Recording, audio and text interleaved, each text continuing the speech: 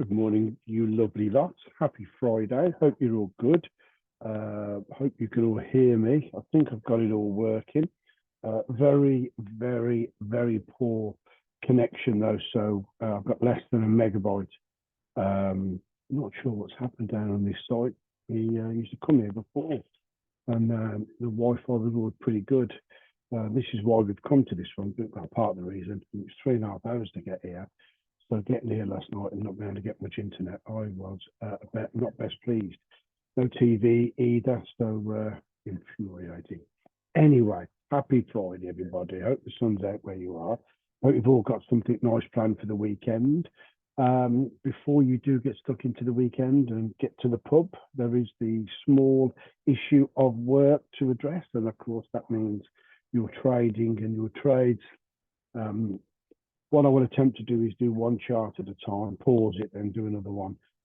Might take me a little bit longer, but hopefully it won't take me too long, and this does work, and you are able to see my opinions and views on the current market process. As you can see here is the dollar. Continues to hold on to its gains, although there was a bit of a dip here yesterday. We did see the dollar just turn over a little bit, move to the downside, but it was certainly not a big dip in any way. We saw it rebounce at 104.42, currently 104.54. And the overall feeling is that it's futile to go against the dollar. I'm just reading a bit of news from a bank report here. It says the dollar remains well bid across the board and as a relentless run of above consensus US data suggests the Federal Reserve will be in no mood to relax its hawkish stance. Resistance to the dollar, to the strong dollar, is crumbling, most notably in places like China, where the higher Chinese currency is fixed and suggests the People's Bank of China is becoming more tolerant of the renminbi's weakness. Feeling is there's no reason to unwind any dollar longs at this point. Where this goes, I don't know, but certainly I think 105 is probably on the cards, guys. And of course, you know, we're day traders. We like reversals. We like trading off price, and we like trading off levels. So I think 105 makes a good potentially trading opportunity. So let's have a look at the rest then.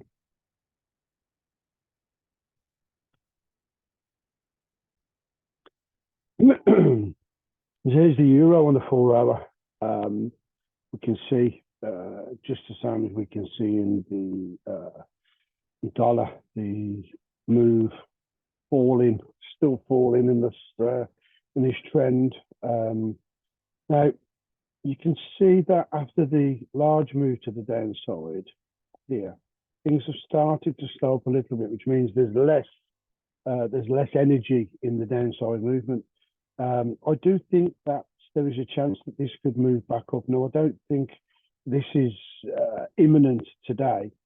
I just wonder whether this can be built on. I've moved the PO slightly higher to 107.68 here. I think that is probably a better prospect, because if it does do that, you can see there's a number of signals under there, which would suggest it could move lower. The odds are definitely in our side for that one. And you know, I just wonder if that could. It doesn't need to pop a lot, does it? Just needs a little bit of a pullback, and we could get on, and that could be a really nice trade. So fingers crossed on that one, kids.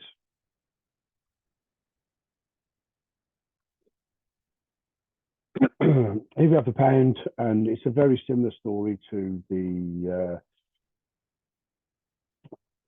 euro. I've just dragged down the PO a little bit lower though. I mean, part of me wants to go here, but I think the safer trade would be to open at 125.53. It's very difficult to say whether we'll get any kind of pullback in that dollar, but if we do, you know, we've got to be ready. So hence the reason why I'm going to go with that. What I'll do is I'll read the updates from my bank report at the end, of the chart session, and you can utilize what's been said there.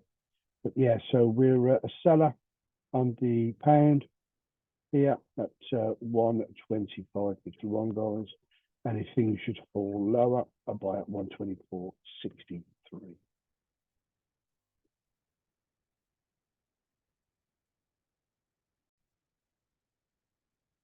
It's become a bit boring now, but isn't it? It's a familiar story again. Interestingly, the Aussie is finding major support here at 63.64. I mean, we should drop lower a couple of times, but I think it's definitely worth maybe just raising that up to that level at 63.64. I've dragged the PO lower, 64.26. So we are in tight range now. And I'm hopeful we can get that on today. It's not too much to ask for that one to move. I mean, it's not like there's a lot to move there, is there?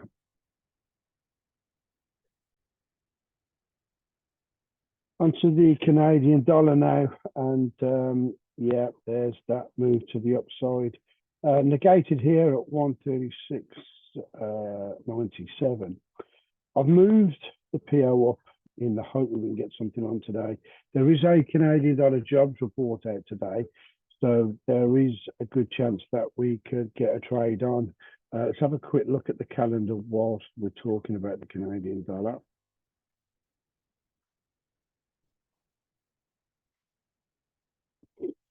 Obviously, we were going to have a live session for this, but I don't think it's going to be possible, to be honest.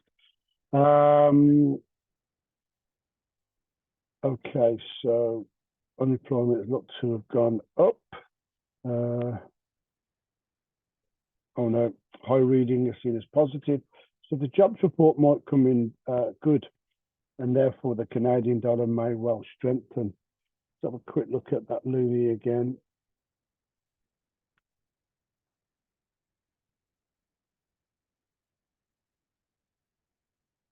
The 136.36, currently 136.67. Maybe that's a bit tight, particularly if the report comes in good. So let's go next level, 136.06. That still looks like it's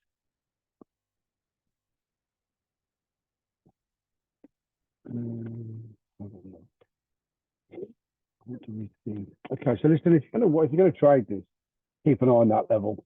I'm going to go with a little bit more safer spot at 136.06.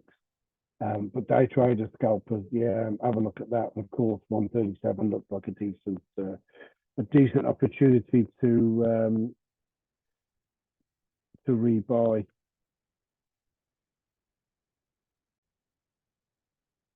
Onto the yens now. As you can see, we're still seeing a pretty buoyant dollar versus the Japanese yen. The Bank of Japan are nowhere to be seen in supporting their currency. Looking at this, we can see we're not a million miles away from 148. We've already topped out at 147.86. I mean, how high can this go? It's just extremely crazily high. Look at it. I mean, what's that, 152? There'll be a lot of trades going on soon. Probably 148.98. I think people will be throwing a few kids at it. Let's have a look at it on a monthly, see what that says.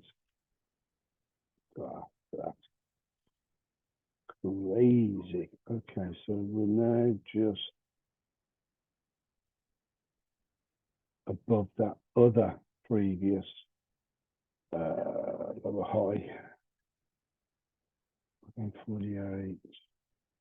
148.70. Make a note of that, kids.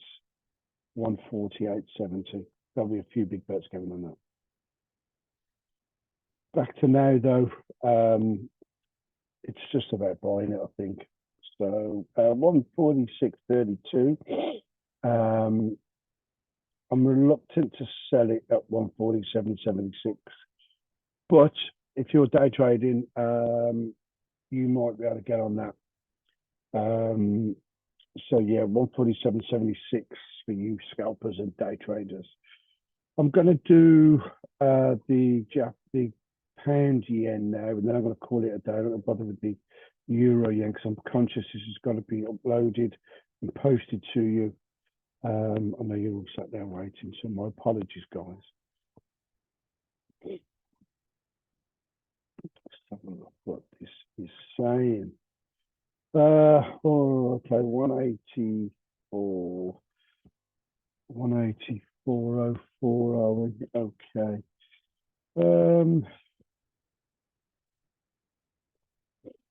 Hmm.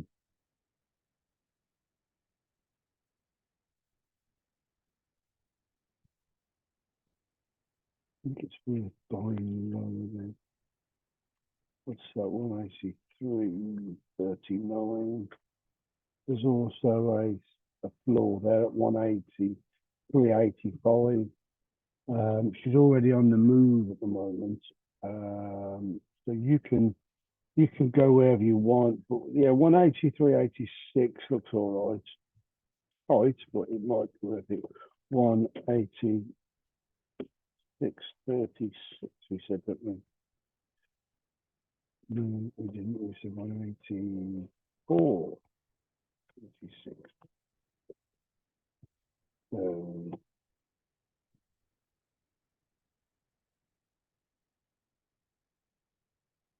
83. Come on, Rich, wake up. There we go. Done.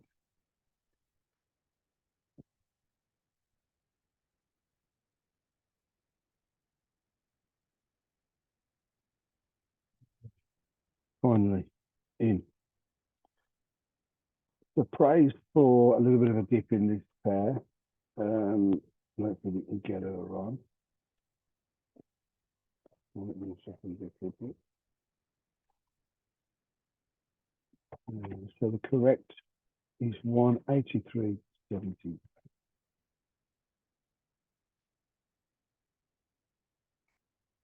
And yeah, we're still a seller at the levels here, 185.97. Although I don't think we'll be getting there anytime soon. Probably look to sell at around 184.77 if she does find a bit of interest. We drag that down as well. I want to finish up by just going over the one of the bank reports I've got. Let's have a look at that. Where's it gone? Euro staying stock remains fragile. US data is still strong, and the news about Eurozone and China remains bleak. High oil prices potentially weighing on the euro as well. And today, focus will turn to natural gas, where it looks like LNG workers in Australia will go on strike after all. Higher natural gas prices will not be welcome news for Europe. No, it won't. As for next week's European Central Bank meeting, the market's now priced in 8 points of rate hikes. And there is some focus on that. The ECB might lift the main refinancing rate now from 4.25 while keeping the deposit rate at 3.75. We doubt such a move would help the euro much. Today's a quiet session for euro dollar. Seems there's no reason for euro dollar to bounce, and pressure could build for a sub 107 level if, for example, the international community drives down the yen further, the renminbi, should I say, the Chinese renminbi. Elsewhere, it looks like the Polish zloty will stay weak. No one cares about the zloty. Pound cracks appearing in the Bank of England tightening story. UK economist James Smith, the Bank of England, received some welcome news in its terms of price expectation from the corporate sector. This has added to the reassessment of the Bank of England tightening cycle, where the policy rate peak still priced for next February is at 5.6 versus 6.5 levels expected just a couple of months ago. This is why the euro pound is trading near 85.70 and not the 84. Expect euro pound to continue to drift into next week's key releases in July. The release of the July compensation data, where the smart money will be looking for a downside surprise.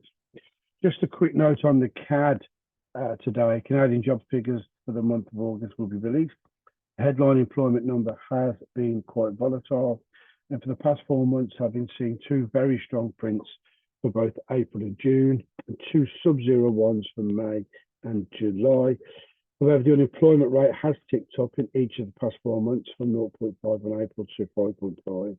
Currently, consensus numbers are for 17.5k.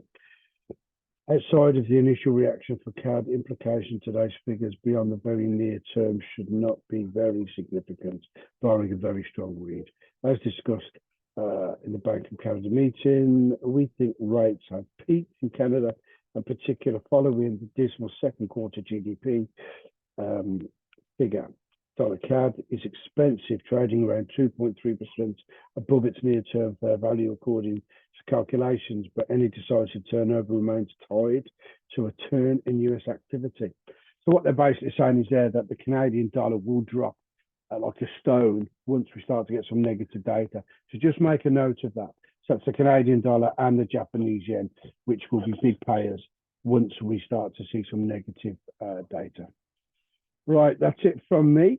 Where are we now? Right, I'll get this uploaded and out to you. Hopefully, I haven't inconvenienced you too much.